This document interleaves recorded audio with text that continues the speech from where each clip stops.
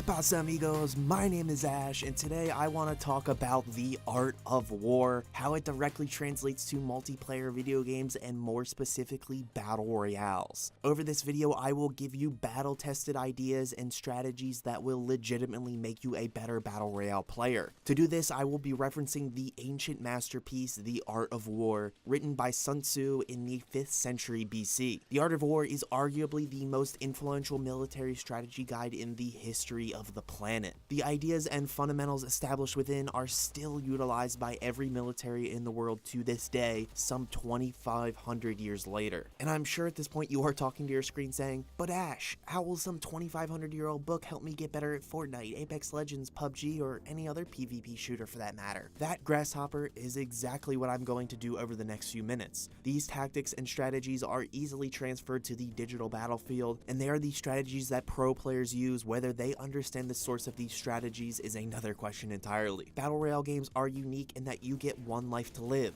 Once it's gone, it's gone. That's it for that game, unless you're playing Apex and you get revived. But hey, stop talking back to me. Anyway, the point is, in these types of games, tactics and strategy are just as important as pure skill. Strategy is the great equalizer in the Battle Royale arena. It can give those with less skill the advantage, and it can give those with more skill an all but guaranteed kill. So what are these time-tested strategies that promise victory to those who correctly utilize them? The Art of War has 13 chapters, each of which dives into a specific aspect of tactics or strategy. Not all 13 directly apply to our topic, however, so we will be skipping a few. But anyway, the first chapter explores the 5 fundamentals of planning. Planning on the fly in a BR game is crucial, and Sun Tzu talks about analyzing your opponent as well as the situation. Then, based off of that information, making an informed decision about whether or not to attack, and where or when to attack or retreat. This is the first step in any engagement, and one that many people don't utilize. If a team outnumbers you 3-2 and they have the high ground, there is no shame in retreating and waiting for better circumstances. In fact, it is the best course of action for your squad to take. The next relevant chapter is the one I personally think is the most important of all when it comes to gaming.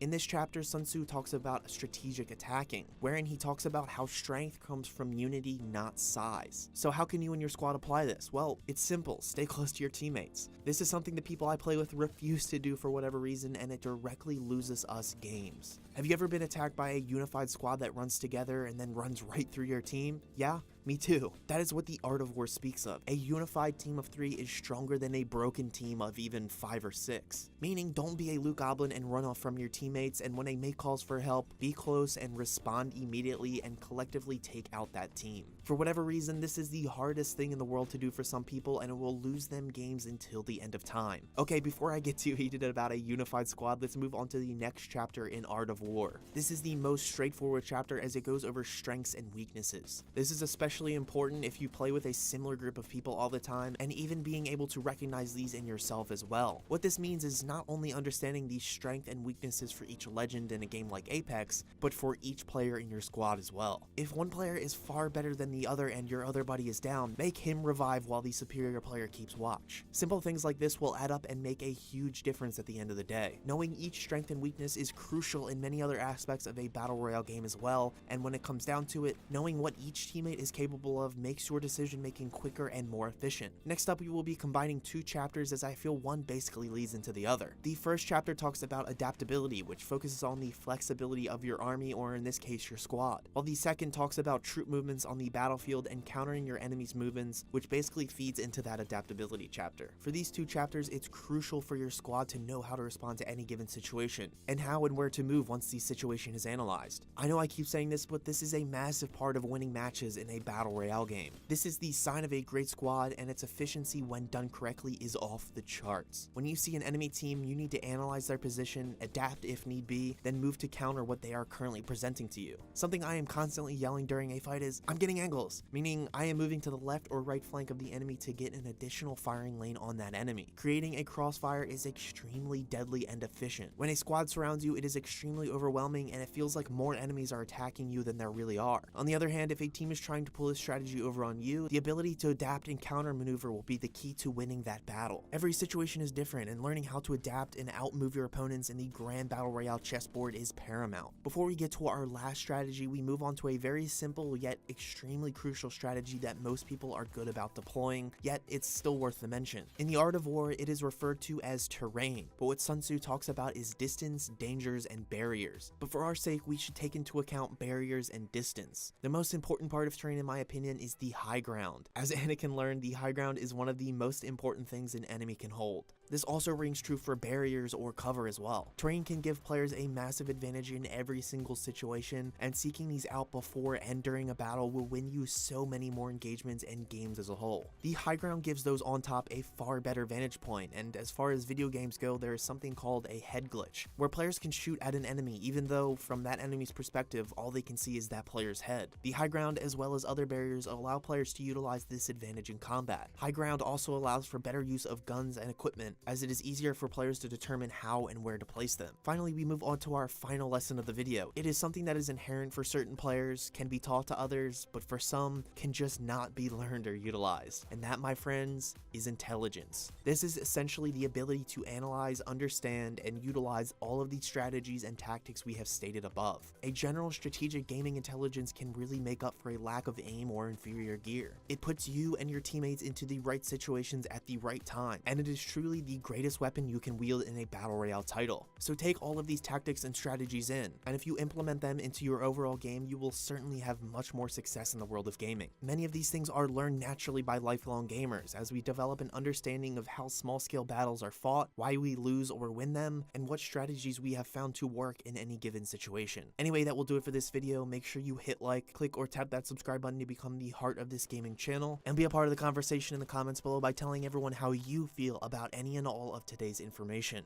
And for more gaming analysis, news, reviews, and opinions, stay here on Ash Heart. And as always, thanks for watching.